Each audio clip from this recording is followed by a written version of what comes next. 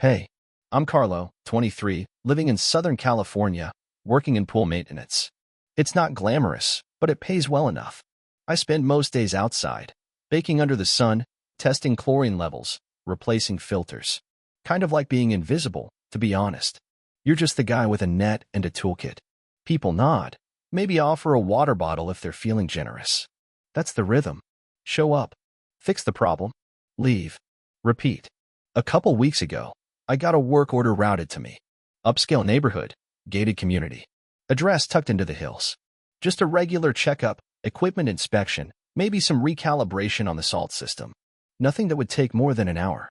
I had no idea how much that visit would append everything I thought I understood about my life. The house was huge, modern, but not cold. Big glass windows, plants I couldn't name lining the walkway.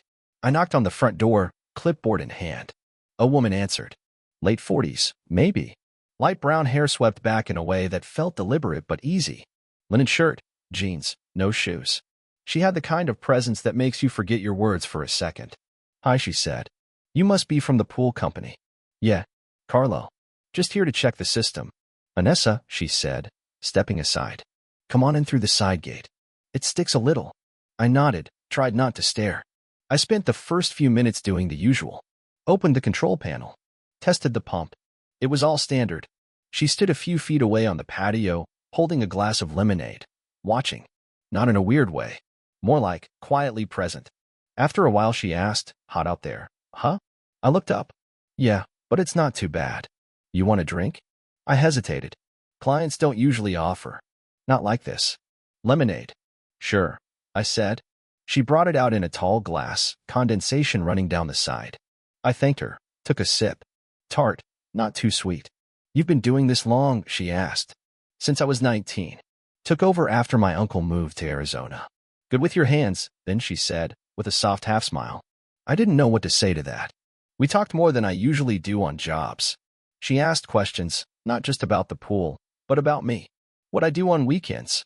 If I like the ocean or the mountains more. Whether I ever thought about leaving Southern California. She told me about the koi pond she used to have at her old house, how it froze one winter and all the fish died. We both laughed, even though it wasn't funny. She said it was okay. Sometimes things just die, she added, then got quiet for a second before brushing it off. When I finished, she stepped closer. Everything looked good? She asked, standing a little too near. Yeah. Filters running smooth. Chlorine levels are perfect. You're in good shape. I meant the pool, but as soon as I said it, her eyebrow lifted slightly. Well, she said. That's good to know. It was a weird moment. Not uncomfortable, exactly. Just charged. I told her I'd be back in 2 weeks for the routine service. She nodded and said, I'll be here. And that was it. I left. Drove off. But I kept thinking about her. The way her eyes didn't look away. The way she offered the drink. How she asked about my life like it mattered. I told myself it was nothing. Just a client. But part of me was already hoping she'd be there next time. 2 weeks later, I was back at her gate. The same house, same hummingbirds flickering around the bougainvillea.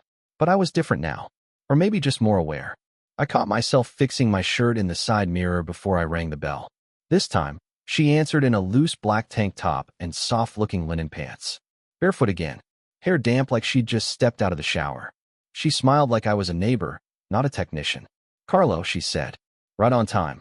I nodded. Just here for the usual. Pool's in the back, she said. But you already knew that.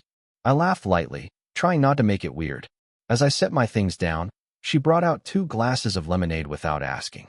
Handed one to me with both hands, like it mattered. Then she stayed. No book, no phone, no I'll leave you to it. Just stayed. You always work alone? She asked, sitting on one of the patio chairs, leg tucked under her. Most days, yeah. Doesn't get lonely? I paused. I guess I'm used to it. She studied me for a second. You don't talk much, do you? I talk. Just not always out loud. She smiled at that. I like that. I went back to work, but I felt her there. Her presence, like warm sunlight just behind your shoulder. She didn't say much more, but every now and then I'd glance over and she'd be watching me. Not in a creepy way, just attentive. Curious. You know, she said after a long silence. I almost canceled today. Why? Didn't feel like seeing anyone. But then I thought, you're not just anyone, are you? I froze for a beat. Looked at her. She held my gaze for longer than felt safe. It wasn't a line. It was a truth she hadn't meant to say out loud. That day, I stayed longer than I needed to. Checked the skimmer twice. Rebalanced chemicals that were already balanced. Just to linger. As I packed up, she stood near the sliding glass door, arms crossed, watching the sky like she was working up to something. You ever eat alone? She asked. I laughed. Too often. Don't. Not tonight. I looked up. What do you mean? Stay? I'll cook. Or we'll order something. Doesn't matter. There was no suggestiveness in her voice. Just a quiet ask. Like she was offering peace, not temptation. I hesitated. But then I said, okay. We ate on the patio. Chicken she marinated. Grilled veggies. A cold pasta salad that reminded me of summers with my mom. She told me about her old job in publishing. Her move after the divorce. How quiet the house was sometimes. I told her about my uncle who taught me the business. My brother who lives up north. My plan to maybe take some classes one day. Maybe learn something new. After we finished, she poured 2 glasses of wine and asked if I wanted to drive out to the coast. To the ocean? I asked. She nodded. I haven't done something impulsive in a while. Neither had I. We got in her car, an older BMW with sand in the mats and a half-deflated volleyball in the back seat. We didn't talk much on the drive.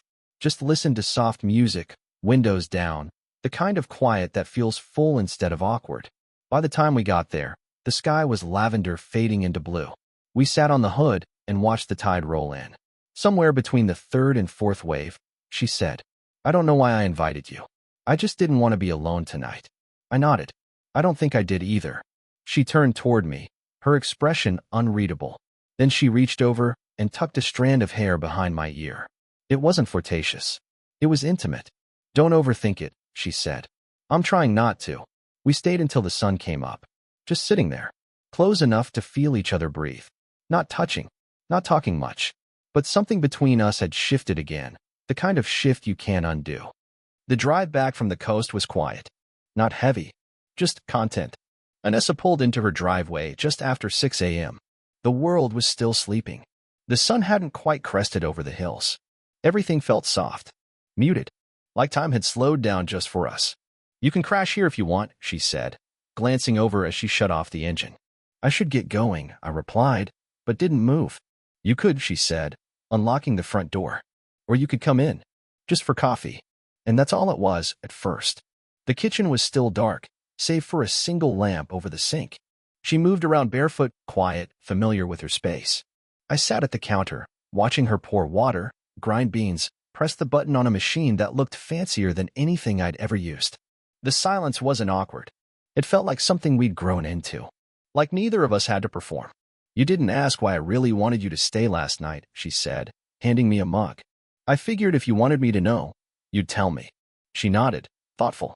I wanted to remember what it felt like, to want something without worrying what it means. I looked up. Our eyes held for a moment longer than they should have. And did you? I asked. Yeah, she said. I did. That morning, nothing happened. Not in the way people expect. We didn't touch. We didn't kiss. We just sat at her small round table, drinking coffee and talking about nothing and everything. She told me about her son, away at college. Her mother, who'd passed 3 years ago. How sometimes she caught herself reaching for the phone to call her before remembering there was no one on the other end. I told her about the year I moved out. How I slept in my car for 2 weeks when I didn't have anywhere else to go. How I still dream sometimes about that quiet. She listened without pity. Just presence. When I finally stood to leave, she didn't try to stop me. Will you come back? She asked. I don't think I could stay away, I said. And I meant it. The next time wasn't scheduled. I showed up 3 days later, not for work. No tools, no clipboard. Just me. I stood at her door unsure of what I was doing, what I was hoping for. Before I could knock, she opened it. She looked surprised, but not unhappy. You always appear when I'm thinking about you, she said. Is that good or bad? She smiled. Ask me after dinner. We didn't go anywhere. She had leftovers, grilled salmon, some roasted squash. We ate at the counter again, elbows close but not quite touching. Afterwards, we moved to the living room. She kicked her feet up, tucked a blanket around her legs, handed me the remote. You pick, she said. I flipped through options and settled on something old and slow. A black and white movie with soft piano music and long pauses between dialogue. The kind she liked. At some point, she leaned into me. Not dramatic. Just rested her head on my shoulder like it was the most natural thing in the world. I didn't move. Her hand found mine, slowly, tentatively, like she was asking a question without saying anything out loud. I laced my fingers through hers. We didn't speak for the rest of the film. We didn't have to. Later, as I got up to leave, she walked me to the door. The same ritual. Except this time, she reached for my face, brushed her thumb across my cheek, and said, "You make me forget things." Like what? Like rules. And consequences. I wanted to say something back. Something real. But all I managed was, "You make me remember things." She smiled. A soft, sad kind of smile. Then she kissed my cheek and whispered, "Next time, don't knock." I started coming by late in the day. Not every day, that would have felt too obvious, but more than what was routine. Sometimes I'd make up excuses. Pretend I needed to double-check a valve or rebalance the pH. Other times, she'd text me, filters making a strange noise, followed by, "Or maybe it's just quiet here." It was never really about the pool. The front gate code stayed the same. The door was always unlocked when I arrived. One Thursday, she answered in a faded USC sweatshirt and loose sweatpants, hair tied up. No makeup. She looked human and beautiful, like this was who she was when no one else was around. "You hungry?" she asked. I made too much. I nodded, and that's how dinner became our rhythm. Pasta with roasted garlic. Chicken soup when the weather dipped under 65. Salad kits we both forgot to dress. The TV was often just background noise. Most of the time, we talked. About everything. About nothing. One night, I told her I still felt like a kid pretending to be a man in work boots. "You don't have to pretend," she said, her voice barely above a whisper. "You already are." Another time, she told me about the last relationship she tried. It ended quietly, like a book you set down and never pick up again. No fight, no closure. Just silence. I stopped wanting things, she admitted. Until now. She looked at me, then looked away. I stayed that night. Not in her bed. Not yet. We both lay on opposite ends of the couch, her feet tucked under a blanket, my head leaning back. At some point, her toes pressed against my thigh under the cover. Not flirtatious. Just there. The first time we kissed wasn't planned. It was a Tuesday.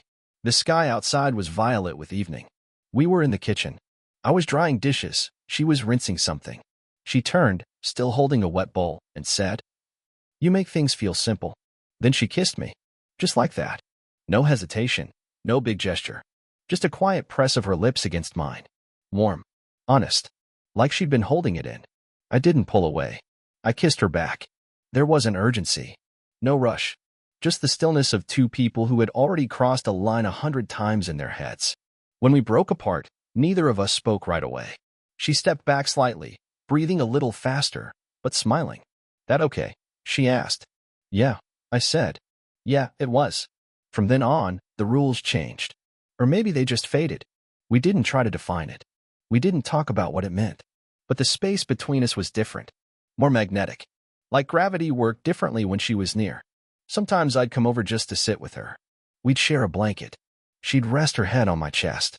I'd trace lazy circles on her back without thinking. One night we drove to a cliff overlooking the ocean. She brought 2 old mugs and a thermos of mint tea. We sat in silence, listening to the waves crash below. She leaned into me, forehead against my neck. "I haven't felt alive like this in a long time," she said. I swallowed. Neither have I. That night, when we got back to her house, she didn't say anything. Just walked down the hallway slowly, then stopped and turned to me. "If you stay," she said softly, "stay because you want to. Not because you think I need saving." I followed her. Not to rescue her, but because I was already gone. For a while, it worked. I'd show up late afternoons, sometimes stay through the evening. She kept a throw blanket on the couch we both used without saying anything about it.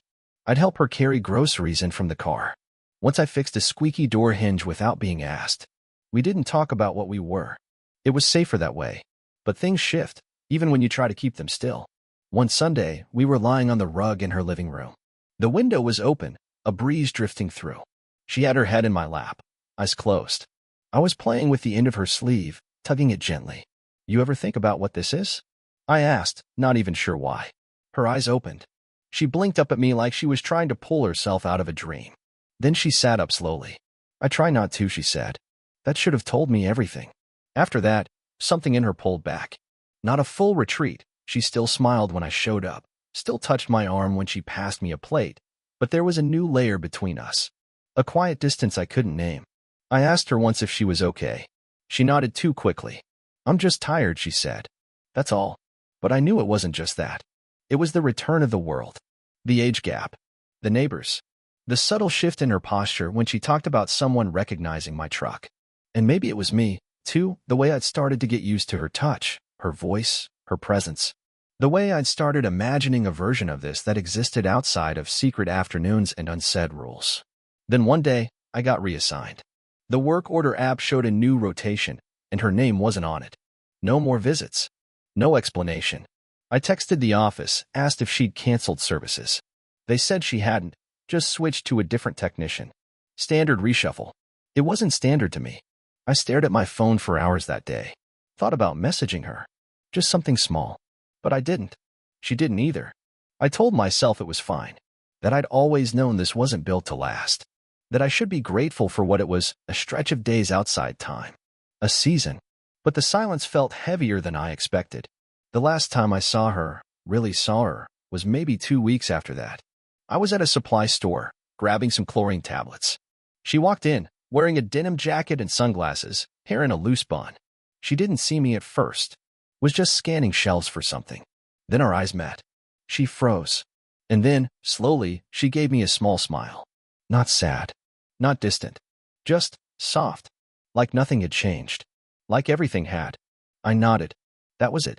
No words. No goodbye. Just the door opening, the chime ringing, and her silhouette slipping back into the light.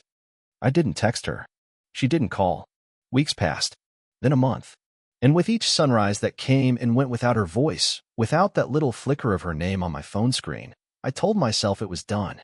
That whatever we were, it had slipped into the same quiet space most beautiful things eventually fall into memory. But memory's a strange thing. It doesn't ask for permission. It shows up when the light in the room hits just right, or when the scent of sunscreen and mint tea drifts through someone else's open door. It's in the songs that used to play in her car.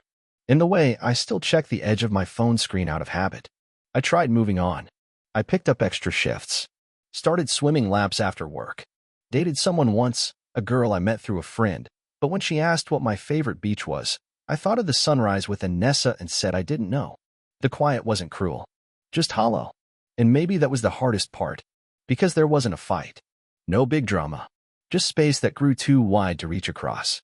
Then one Thursday afternoon, I was at a grocery store I didn't usually go to. Just needed a few things. Sunscreen. Energy bars. The kind of stuff you grab without thinking. I was walking toward checkout when I saw her. She was standing near the floral section, turning a small bouquet over in her hands like she was deciding whether or not to take it home. She looked the same. No, different, somehow. Still beautiful. Still composed. But her hair was longer. Her eyes softer. She was wearing that same simple necklace I used to see her tug at when she was nervous. And then she looked up. Our eyes met. Neither of us moved. She didn't smile right away. Just stared. Like she wasn't sure I was real. Then she took a small step forward. "Carlo," she said, almost like a question.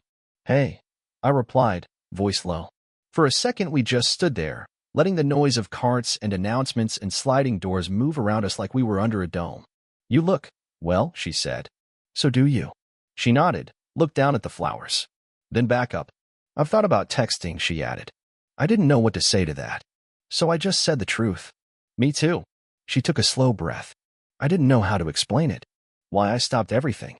Why I couldn't keep it going. "I figured," I said. "You didn't have to." "I did. She looked away for a second. "It wasn't fair. To you. To me. Maybe." It started to feel too big. I nodded. "Yeah." Then she said something that caught me completely off guard. But I never stopped missing it. She wasn't smiling. Wasn't trying to start anything. Just saying it.